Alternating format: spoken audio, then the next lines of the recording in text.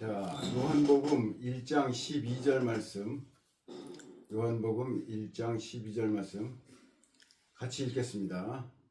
영접하는 자, 곧 그 이름을 믿는 자들에게는 하나님의 자녀가 되는 권세를 주셨으니. 오늘 말씀의 제목은 십자가의 죄사함으로 못 가는 천국입니다. 십자가의 죄사함으로 못 가는 천국. 오늘 읽은 성경 말씀은 영접하는 사람이 천국에 간다는 내용이고, 오늘 논할 말씀의 제목은 십자가의 죄사함으로는 천국에 못 간다는 내용입니다.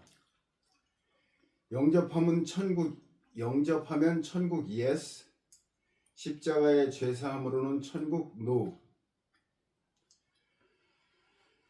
설교의 제목을 논하기 전에 먼저 짚어볼 질문들을 추려보았습니다. 첫 번째 질문, 과학적으로 성경을 읽어야 한다는 주장과 관련된 주된 오해는 무엇인가?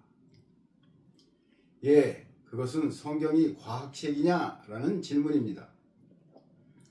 성경은 과학책이 아닙니다. 과학과 관련된 책도 아닙니다.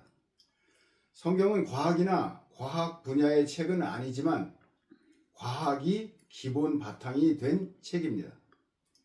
왜냐하면 창조주 하나님이 과학적으로 우주와 별들과 지구와 만물들을 만드셨고, 지금도 그것들을 과학적으로 운영하시고 관리하고 계시기 때문입니다.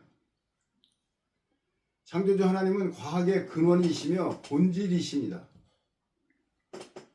하나님이 없으면 과학도 없습니다. 그러므로 그분이 주신 성경책이 과학적 바탕 위에서 기록되었다는 생각은 지극히 당연한 것입니다. 다음 질문, 과학적 바탕에 대한 예를 들 수 있는가? 과학적 바탕에 대한 예를 들 수 있는가? 우리가 늘 활용하고 있는 휴대폰이 좋은 예가 될 수 있습니다. 휴대폰이 과학의 집합체라는 의견에 반대하는 사람은 없을 것입니다. 스마트폰의 구조와 그 부품인 반도체, 그리고 전파의 통신적 원리 등에 대한 과학적 전문 지식이 없는 사람도 휴대폰을 사용하는 데는 아무 문제가 없습니다. 그럼에도 불구하고 우린 조선시대의 일상적 소통과는 전혀 다른 커뮤니케이션과 일상생활을 하고 있습니다.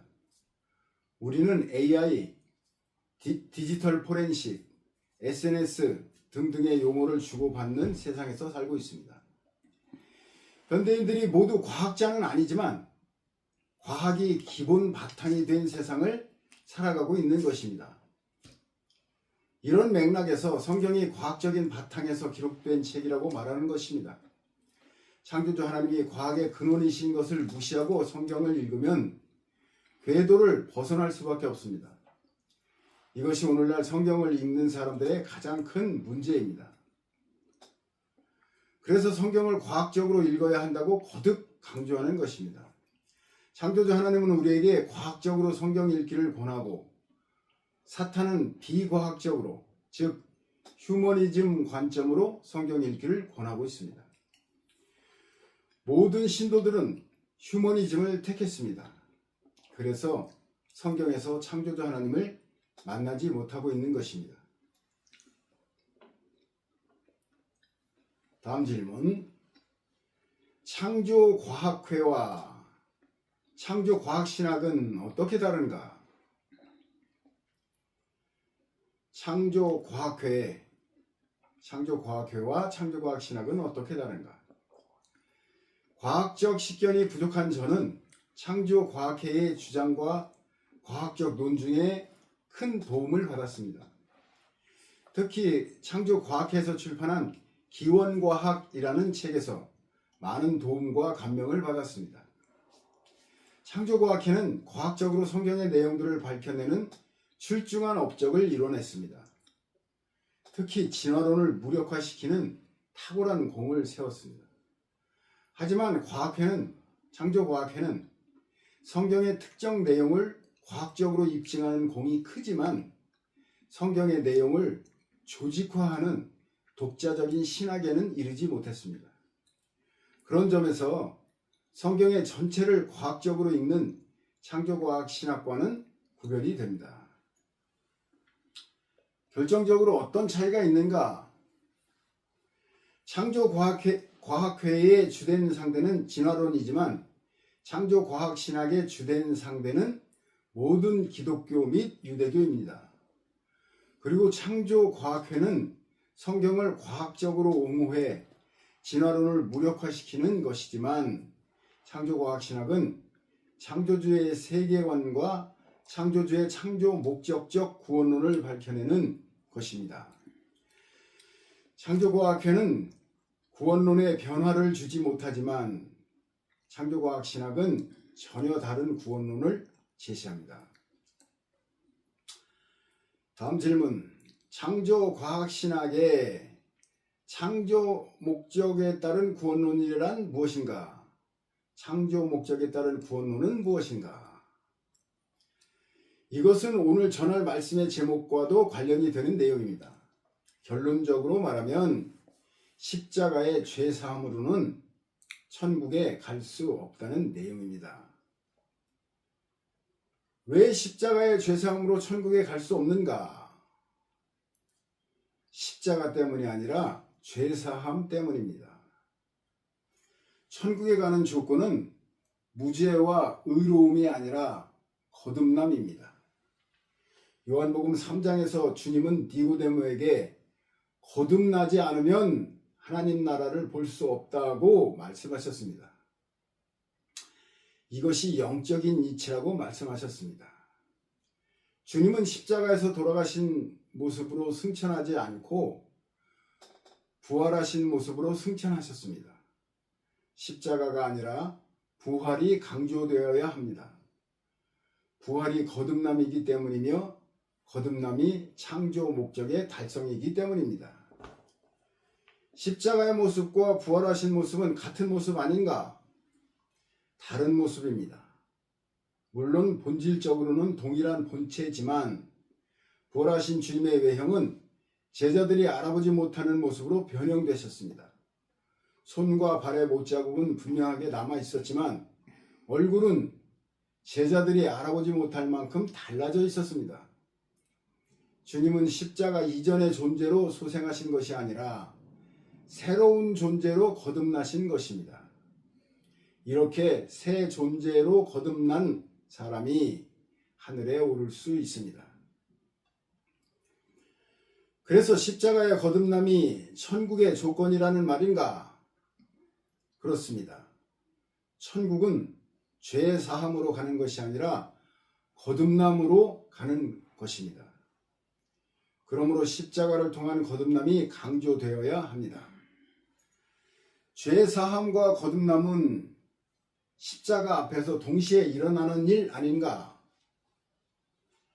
아닙니다. 죄 사함은 성전의 제사장들이 수시로 베풀 수 있었고 베프티스트 요한도 요단강가에서 행할 수 있었습니다. 십자가 이전에도 죄 사함은 누구든지 받을 수 있었습니다. 하지만 거듭남은 제사장들이나 베프티스트 요한이 베풀 수 없었습니다.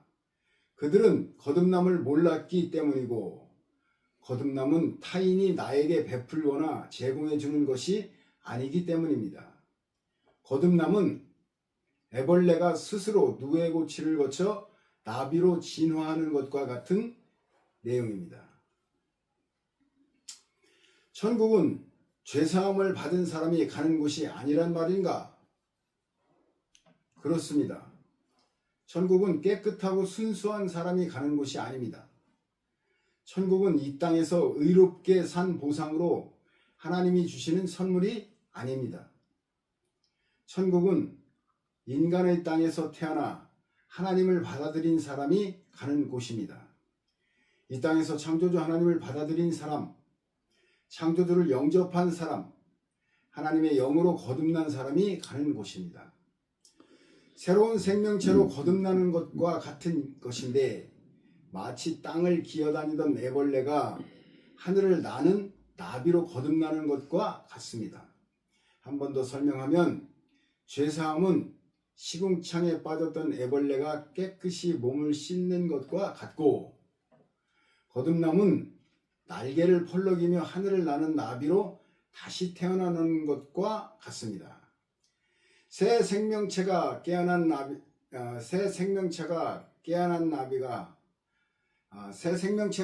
나비가 하늘을 날아오를 수 있는 것입니다. 그러면 십자가의 죽음은 무엇인가? 십자가는 주님이 스스로 죽는 죽음이고 성경에 대한 견해차로 죽는 죽음입니다. 비과학적 성경 읽기가 창조주 하나님을 죽이는 사건이기도 합니다. 빌라도의 법정에서 죽으시는 것은 인간의 세계관이 하나님을 죽인다는 의미도 있습니다. 이 땅의 우리 생명은 천국의 신생아로 거듭나기 위한 디딤돌 같은 것입니다. 이것이 주님의 십자가가 외치는 참된 의미입니다. 십자가는 천국의 절대 조건이 아니란 말인가? 천국에 가는 절대 조건이 맞습니다. 십자가 없는 부활은 없기 때문입니다. 거듭남이 있으려면 죽음의 과정이 있어야 합니다. 십자가와 부활이 천국의 필수 조건입니다. 우리는 십자가 앞에서 인간 중심의 세계관을 죽이고 부활하신 주님과 더불어 창조주 하나님의 세계관을 살려야 합니다. 이것이 창조주 하나님의 신생아로 거듭나는 것입니다. 창조주 하나님의 세계관을 영접하는 것만이 창조주 하나님의 신생아로 거듭나는 유일한 방법인 것을 꼭 기억하시기 바랍니다. 천국 가는 절대 조건은 무엇인가?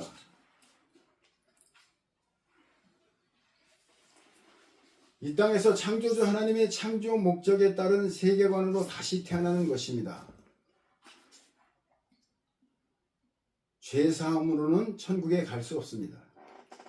순결함과 의로움으로는 물질적 세계관에서 벗어날 수 없고 창조주의 세계관으로 거듭날 수도 없습니다. 창조주 하나님은 육신으로 태어나 영으로 거듭날 수 있는 인큐베이터로 이 땅을 창조하셨습니다. 육신이 추구하는 일은 선과 악의 탑을 쌓는 것이고 휴머니즘으로 평화롭고 행복한 지상 낙원을 건설하는 것입니다. 하지만 영의 일은 창조주 하나님의 시선으로 세상을 바라보는 것입니다. 우리가 성경을 읽으면서 깨달아야 할 것은 창조주 하나님의 창조 목적입니다. 이것은 오직 과학적으로 성경을 읽어야 찾아낼 수 있고 깨달을 수 있습니다. 여러분 모두 과학적 성경 읽기로 창조주 하나님의 창조 목적을 깨닫고 창조주 하나님의 세계관을 영접하여 창조주 하나님의 신생아로 거듭나시기 바랍니다. 아멘. 영접하는 사람이 하나님의 자녀, 즉 천국의 신생아가 되는 것입니다. 할렐루야. 아멘. 박수 3번 치고 마치겠습니다. 하나, 둘, 셋.